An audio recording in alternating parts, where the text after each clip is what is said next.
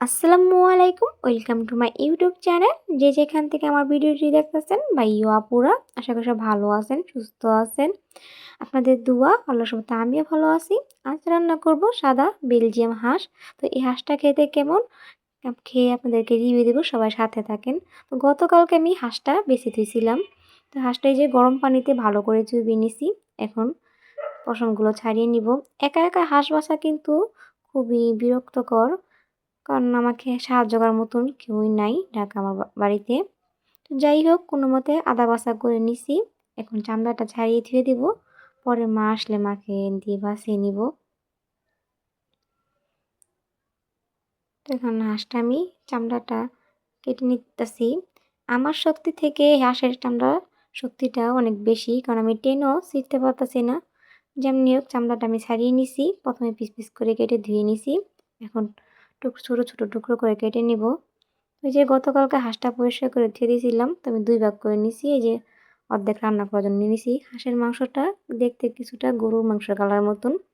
তো মাংসটা রান্না করার জন্য কড়াইতে তেল দিয়ে পেস্ট হালকা ভেজে দিয়ে দিলাম কয়েকটা গোটা গরম মশলা। এখন দিয়ে দিব পরিমাণ মতো আদা ও রসুন। আদা রসুনটা দিয়ে ভালো করে ভেজে নেব, যেন আদা রসুনের কাঁচা গন্ধটা না থাকে।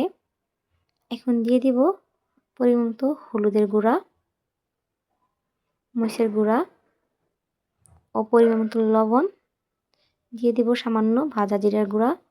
পরে যখন আবার হয়ে আসবে আরেকটু ভাজা জিরা গুঁড়া দিয়ে দিব। এখন দিয়ে দিব ব্লেন্ডার দেওয়া পানি দিয়ে মশলাটা আমি ভালো করে কষিয়ে নেব। তাই যেমন মশলাটা কষানো হয়ে গেছে, এখন আমি ধুয়ে রাখা হাঁসের মাংসটা দিয়ে দিব। তো হাঁসের মাংসটা দিয়ে নেড়ে চেড়ে ঢেকে দিয়েছিলাম কষানোর জন্য। এখন ঢাকনাটা উঠিয়ে একটু নেড়ে দেব। হাঁসের মাংসটা আমি ভালো করে কষিয়ে নিব। এই যে আমার হাঁসের মাংসটা কষানো হয়ে গেছে, এখন পরিমাণ মতো পানি দিয়ে দিব।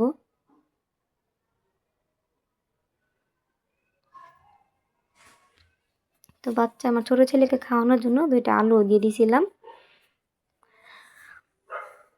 তো এই যে আমার হাঁসের মাংসটা টেনে শুকিয়ে আসছে, আমার হাঁসের মাংসটা হয়ে গেছে। এখন একটা পাত্রে ঢেলে নিব। তোমার হাঁসের মাংসের রান্নাটা আজকে কেমন হয়েছে সবাই কমেন্টে বলে দেন। ভালো লাগে চ্যানেলটিকে সাবস্ক্রাইব করে লাইক করেন। সবাই এই ছোটো বোনটার পাশে থাকেন।